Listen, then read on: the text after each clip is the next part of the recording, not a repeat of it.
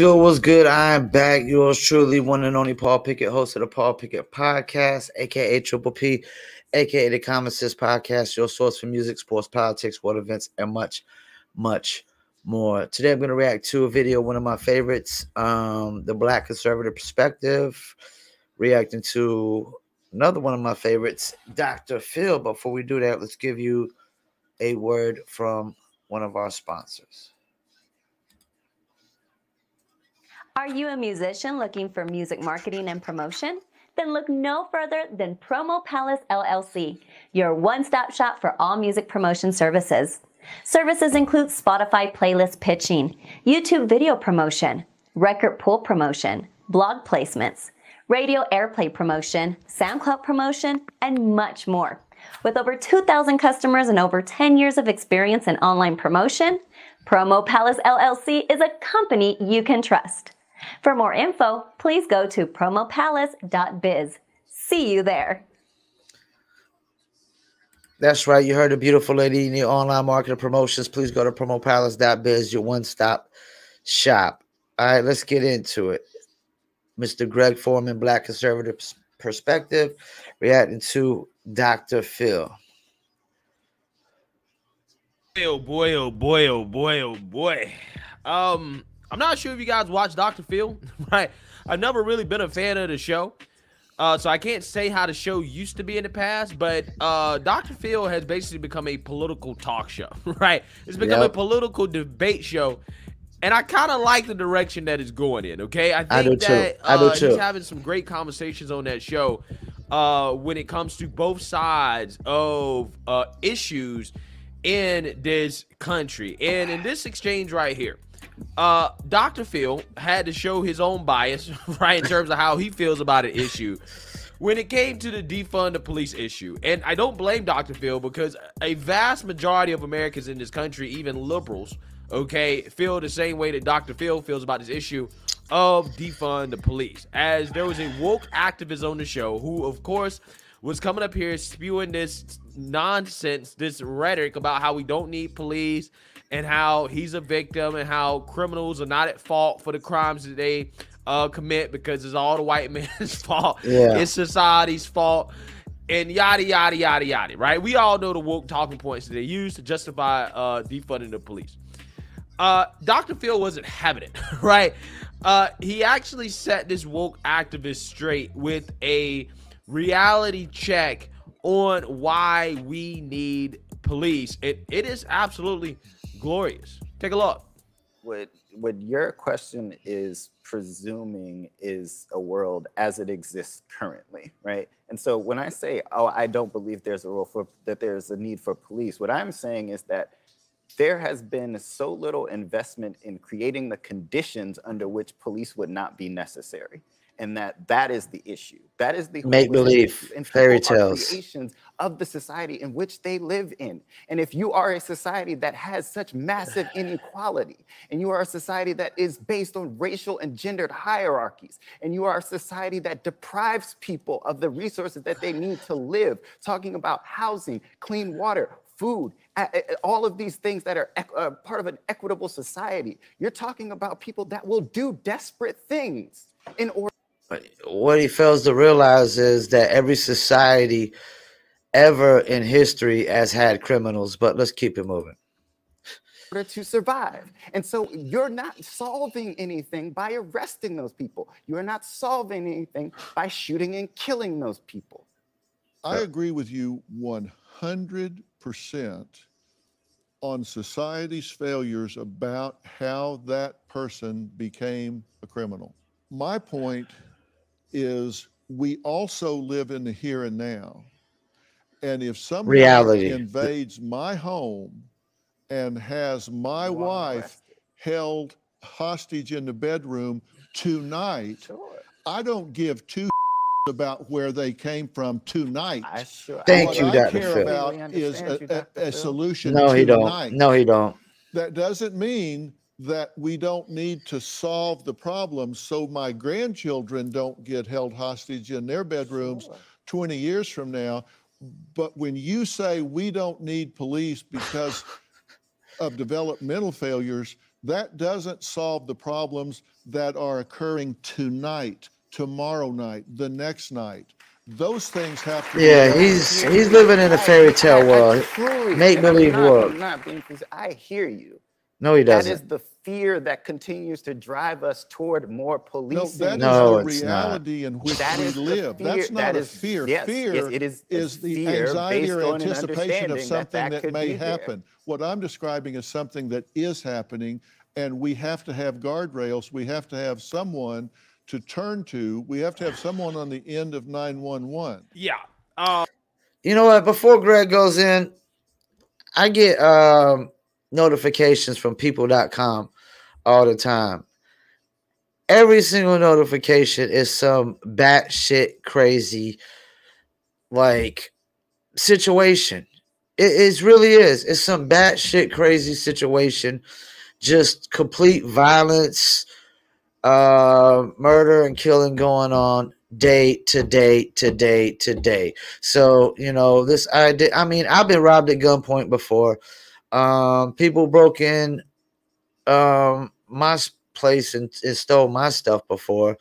You know, like this idea, you can't, you know, you're not supposed to defend your livelihood or your life if somebody, you know, like this idea that somebody comes in my apartment while I'm here and I have to defend myself and they kill me by locking them up. You're not fixing the problem. No, lock them motherfuckers up. What the fuck are we talking about here, man? Let's let Greg take it away. That was amazing, right? It- Dr. Phil is so annoyed by this guy and his cuckoo for Cocoa Puff unicorn reality. Thank you. That he had to curse, right? So I don't Unicorns. give a ish. Maybe Make it's I don't give believe. a F, right? But if my wife is being held hostage in my house, I want police there ASAP. And I think 99.999% of people in this country feel that way. I'm not right? calling the police. And this is why the defund the police movement I'ma handle it in myself. the Democrat Party and in the progressive space is so unpopular, right? Because most people know the reality that we live in the sense that we have criminals who are out here committing crimes who, you know, again, if something happens, you know, you need police, right? Now, again, some people argue that, you know, police only show up after the fact or whatever. But I think that most people agree that police, at the very least, are preventative. Even Yeah, you know what? We either need police or we need to be able to keep our guns and whatever weapons we need to defend ourselves. It's one or the fucking other. But neither these far left cuckoo, what do you say, cuckoo for Cocoa Puff, unicorn, reality motherfuckers, they would have you have no police and take away all our guns. So they would have us all be victims of criminals. Because every society has criminals. Every single society in history has had criminals, has had people that prey on other people. It's not always that, oh, the environment creates criminals. That's horseshit. Some people are just mean and evil and will prey on the super weak and super duper nice and the people that are scared shitless. That's the thing. Like this dude, he talking about fear. He acts like we all identify as honey badgers or something. Like we're all fucking fearless in society. We're not all fearless in society. Like we all have fears. You know, let's accept the person that's just conquered all their fears. But we all have a fear, some kind of fear. My fear is not reaching my financial point of success that I've deemed successful before I die. My fear is not dying. My fear is not reaching this point that I want to reach before I die. Let's keep it moving. though, you know, sometimes they may not show up on time. They show up after the crime is committed. Of course they don't. I get that, but at the very least, they are preventative. Preventative, and they yes. do go after the criminals once they commit the crimes. They do the investigations, which is responsible for getting the criminals off the street. But in this guy's world, right, he probably wants to let all the criminals out on the street because they can do no wrong, right? Yeah. They're not inherently bad. They're only bad because the white man made them bad, right? Society made them bad. There's so much Yep. sexism and bigotry and racism in society. That's the only reason they're committing these crimes, right? They're committing crimes out of desperation. We've heard these arguments before. And this is why I think that all these woke activists, they need to really go spend time in a developing or a third world country for at least a week. Yes. You will see what real poverty and real I desperation lived in Panama. looks like, I've seen real poverty.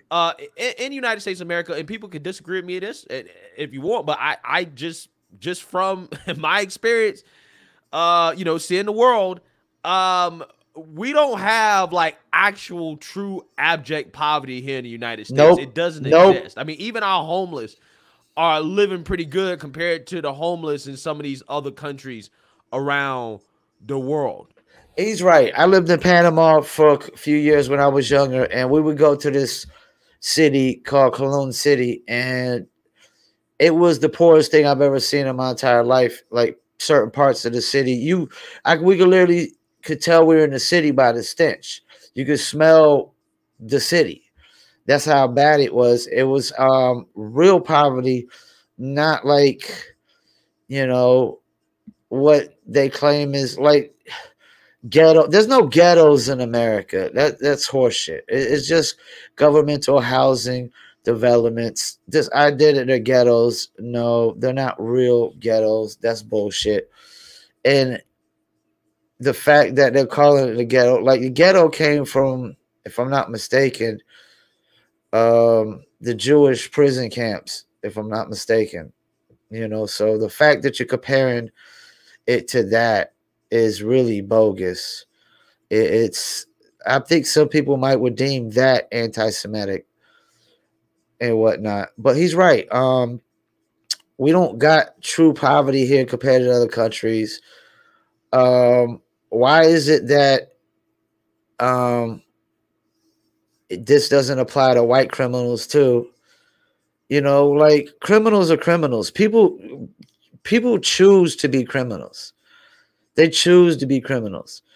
You know how I know? Because I chose to commit crimes when I was younger. I chose to follow other people's leads. And that's typically what it is. They're following, Denzel Washington said it best. Typically, these people don't have fathers in their homes like I didn't. And we go looking for a father figure in the neighborhood, somebody that we look up to that we think is just so cool and can't do no wrong. And we want to be just like him.